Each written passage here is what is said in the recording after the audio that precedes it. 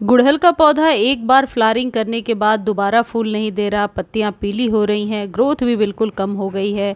ऐसी कई सारी समस्याएं कमेंट सेक्शन में पढ़ने को मिलती हैं और आज के वीडियो में मैं आपको बताने वाली हूँ कि बहुत आसान तरीके से अपने किचन से कोई चीज़ निकाल करके आप अपने गुड़हल के पौधे को हेल्दी बना कर रख सकते हैं। और ये एक फैक्ट है कि गुड़हल के पौधे के लिए आपको बाहर से कोई फर्टिलाइज़र खरीदने की ज़रूरत नहीं पड़ती है।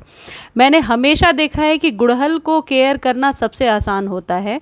बस दो चार ज़रूरी टिप्स होती हैं गुड़हल की, वही हमेशा हर एक गुड़हल पे फॉलो करनी होती हैं, चाहे वह सर्दियां हो, गर्मी हो, बरसात हो। तो आज के वीडियो को ध्यान से देखिए और जिनके गुड़हल के पौधे में बिल्कुल भी फ्लावरिंग नहीं हो रही है, इस खाद का इस्तेमाल करके देखें, ज़रूर फ्लावरिंग शुरू हो जाएगी। मार्च से लेकर अक्टूबर नवंबर तक गुड़हल में फ्लावरिंग लेने का बेस्ट समय होता है। तो अभी आपके गुड़हल पर ज़्यादा से ज़्यादा फूल खिलेंगे, छोटे छोटे गमले में भी। मैं अभी आपको दिखाऊंगी कि 5 से 8 इंच के बीच के कंटेनर में कितनी अच्छी फ्लावरिंग हो रही है। गुड़हल का पौधा ज़मीन में भी अच्छे से फ्लावरिंग करता है, बड़े कंटेनर में भी, और छोटे कंटेनर में भी आप इस पौधे को पिंचिंग के थ्रू और ट्रिमिंग के थ्रू छोटा करके बहुत सारी फ्लावरिंग ले सकते हैं। गुड़हल को हमेशा पूरे दिन के सनलाइट में आपको रखना होता है, लेकिन जब कलियां बनने लगती हैं तो गुड़हल के पौधे में खाद नहीं देना चाहिए। जब कलियां बनती हैं उस वक्त यदि किसी खाद से आप स्प्रे करते हो तो कई बार कलियां सूखने लगती हैं। साथ ही साथ गुड़हल में एक प्रॉब्लम जो साथ के साथ चलती है और वह है मिलीबग्स की प्रॉब्लम। गुड़हल के जो कलियां बनती हैं, जैसे ही कलियां बननी शुरू होती हैं, मिलीबग्स उनसे आकर चिपक जाते हैं। भले ही चींटियां हो या ना हो, मिलीबग्स की प्रॉब्लम होती है, लेकिन चींटियां आपके गमले के आसपास ही होती हैं जो मिलीबग्स को बढ़ावा देती हैं और उन्हें फैलाती हैं। देखिए, मेरे गुड़हल में वैसे तो एक एक ब्रांच पर 4-4 5-5 कलियां बन जाती हैं, लेकिन जैसे ही कलियां बनती हैं उनमें एक आध ज़रूर चिपक जाते हैं मिलीबग्स। उनसे कोई ज़्यादा नुकसान नहीं है क्योंकि उनकी संख्या ज़्यादा नहीं है, 1 या 2 होते हैं और हर बार मैं उन्हें चेक करके हटाती हूँ। तो एक बात देख लीजिए कि यदि आपके गुड़हल में फ्लावरिंग नहीं हो रही है तो 99% चांसेस हैं कि गुड़हल पर कहीं ना कहीं मिलीबग्स का अटैक है, जो शायद आपने देखा है या नहीं देखा है। इस वजह से कलियां जो हैं वो सूखती जाती हैं। ये जो मिलीबग्स हैं ये पौधे का रस चूसने लगते हैं और उसके बाद आपका पौधा बेजान सा हो जाता है। मिलीबग्स के लिए कई सारे उपाय मैं आपको बता चुकी हूँ, लेकिन आज जो फर्टिलाइज़र बता रही हूँ इससे आपके गमले की, आप कह सकते हैं एक तरीके से सुरक्षा कवच तैयार हो जाएगा और चींटियाँ और मिलीबग से आपको बहुत हद तक छुटकारा मिलेगा। अब जो लोग ये बात कह रहे हैं कि हमने सारे खाद दे दिए और गुड़हल में फ्लावरिंग नहीं हो रही है, तो देखिए, जो पौधे फूलों वाले होते हैं वो अपने सीज़न में फ्लावरिंग ज़रूर करते हैं। हम किस चीज़ पर ज़्यादा फोर्स करते हैं कि पौधे में फ्लावरिंग की संख्या बढ़ जाए, यानी कि ज़्यादा से ज़्यादा फूल ले पाएँ। तो बेस्ट खाद यदि हम प्रोवाइड कर देते हैं तो निश्चित तौर पर हम फूलों की संख्या बढ़ा सकते हैं। देखिए, ये 6 इंच के कंटेनर में लगा हुआ है गुड़हल, कितना हरा भरा है और ये दोबारा फ्लावरिंग के लिए अब कलियाँ बना रहा है। तो गुड़हल के पौधे के लिए यदि आप पॉट साइज़ के लिए परेशान हैं तो 6 से लेकर के 12 या 8 से लेकर के 10-15 तक आप कंटेनर साइज रखिए। बालकनी में यदि आप गार्डनिंग कर रहे हैं तो पौधा छोटा रखिए और कंटेनर भी ज़्यादा बड़ा ना रखें। पौधे को हमेशा कंटेनर साइज़ के हिसाब से ही लंबा होने दीजिए और उसके बाद ट्रिम कर दीजिए। आपको लगता है हाइट ज़्यादा हो रही है तो ट्रिम कर दीजिए।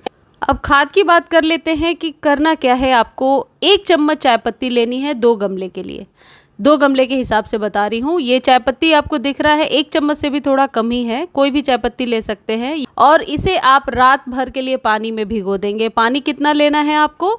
आधा लीटर, 1 लीटर, जितनी भी क्वांटिटी में आपको ज़रूरत है। वैसे ये जो 1 चम्मच चाय पत्ती मैंने डाला, ये 1 लीटर में बिल्कुल परफेक्ट इसका प्रोपोर्शन होता है।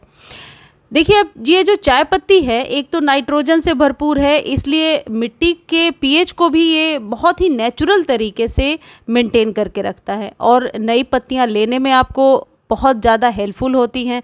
तो ये चाय पत्ती वाली जो खाद है इसका जादू हमेशा रहता है आपके पौधे पर। लेकिन इसके साथ साथ आज एक ऐसी चीज़ बताने वाली हूँ जिसका इस्तेमाल करके देखिए, निश्चित तौर पर आपके पौधे से सारी प्रॉब्लम ख़त्म हो जाएगी। और ये है हींग। हींग गुड़हल पर बहुत ही अच्छा काम करता है, लेकिन पहले मैं आपको ये बता देती हूँ कि हींग के फ़ायदे क्या हैं, क्यों हींग इस्तेमाल करना चाहिए गुड़हल में। इसके फ़ायदे सबसे पहले तो ये होंगे कि इसके स्मेल से ही आपके पौधे पर यदि चींटियों का अटैक है, आप परेशान हो गए हैं चींटियों से या किसी भी प्रकार के फंगस वगैरह से, तो इसके स्मेल से ही वो चीज़ें चली जाती हैं। अब मैंने कितना लिया है, 1 चम्मच के अंदाज, और इसी में उसे डाल दीजिए और इसे रात भर छोड़ दीजिए, यानी दोनों को भिगो करके रखना है एक ही कंटेनर में, चाय पत्ती और हींग को। हींग जो है ये एंटीबैक्टीरियल होता है, यानी कि आपके पौधे की रक्षा करने के साथ साथ ये पौधे में जो वैसे कीड़े हो गए हैं, जो कीड़े आपके पौधे को नुकसान पहुंचा रहे हैं, उनको रोकने में मदद करता है। और सबसे अच्छी बात है, जो माइक्रोब्स होते हैं आपके गमले में, उनको ये सही माइक्रोब्स को आप कह सकते हैं फीड करता है, जिससे कि पौधा और ज़्यादा उपजाऊ होता है। अब आप देखेंगे इसके पानी का कलर चेंज हो रहा है, रात भर में इसके पानी का कलर बिल्कुल डार्क हो जाएगा। अब अगले दिन आपको क्या करना है, 1 लीटर पानी ले लीजिए, यानी कि 1 लीटर नॉर्मल पानी, और इस आधे लीटर पानी को उसमें मिला दीजिए।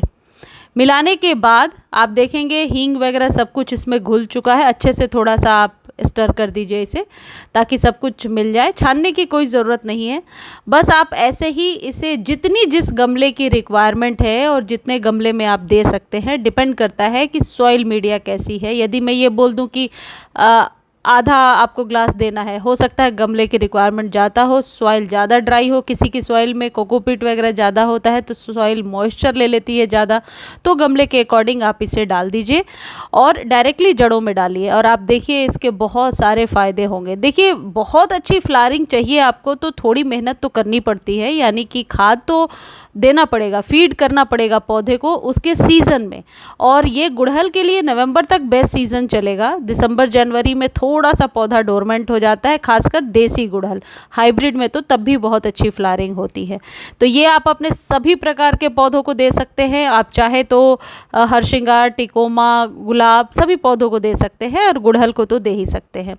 इवनिंग के समय दे करके छोड़ दीजिए और अगले दिन पौधे को पूरे दिन धूप में रहने दीजिए। पानी का विशेष ध्यान रखिए। आप चाहे तो छान करके स्प्रे कर सकते हैं, लेकिन कलियों के ऊपर स्प्रे ना करें, कलियां सूखने लगती हैं। हींग की जो स्ट्रॉन्ग वाली स्मेल है, ये आपके पौधे के पत्ते यदि जल रहे हैं तो उनको जलने से भी बचाता है। और हींग के फ़ायदे तो हम सबको मालूम है, हींग के 10 से भी ज़्यादा फ़ायदे हैं, और ये आपके प्लांट्स पर भी बहुत ज़्यादा असर करता है। इसका स्प्रे कर सकते हैं, लेकिन रिपीट कब करना है ये आपको मंथ में 1 बार कर लीजिए। ज़्यादा प्रॉब्लम है, बिल्कुल फंगस जा ही नहीं रहा, चींटियाँ जा ही नहीं रही, तो 15 दिनों पर कर लीजिए। और जो चाय पत्ती वाली जो खाद है, जो अक्सर मैं आपको बताती रहती हूँ, इसे भी आप महीने दिन पर यानी 20 डेज़ का गैप रखेंगे। कई सारे लोग जो न्यू गार्डनिंग जिन्होंने शुरू किया है, उन्हें पता नहीं होता कि खाद कितने दिनों पर देना है। खाद को मिट्टी में प्रोसेस करने के लिए 3 से 4 दिन का गैप, ऑर्गेनिक खाद के लिए, केमिकल खाद के लिए 15 दिन का गैप बहुत ज़रूरी होता है रखना। क्योंकि जब आप मिट्टी में खाद दे रहे हैं, खाद का प्रोसेस होना बहुत ज़रूरी है, खाद में धूप लगना ज़रूरी है, 2-3 नॉर्मल पानी का डोज जाना ज़रूरी है, उसके बाद ही खाद को रिपीट करें। खाद के ऊपर खाद बहुत सारे देते गए तो उसका कोई बहुत अच्छा रिजल्ट नहीं आता है। अच्छा रिजल्ट लेने के लिए आपको गैप रखना ज़रूरी है। मुझे उम्मीद है जानकारी अच्छी लगी होगी। जानकारी अच्छी लगती है तो चैनल को लाइक, शेयर और सब्सक्राइब कीजिए, और कोई भी क्वेरी है तो आप कमेंट सेक्शन में लिख दीजिए। जितनी जल्दी हो सकता है मैं आंसर देने की कोशिश करूँगी। धन्यवाद।